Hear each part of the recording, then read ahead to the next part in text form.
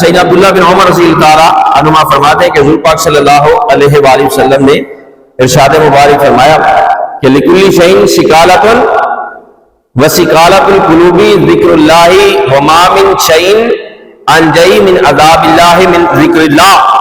فرماتے ہیں کہ نبی رحمت حضور سیدنا رسول اللہ صلی اللہ علیہ وآلہ وسلم نے ارشاد مبارک فرمایا کہ ہر چیز کے لیے ایک صفائی کرنے والی چیز ہوتی ہے، ہر چیز کے لیے ایک صفائی کرنے والی چیز ہوتی ہے۔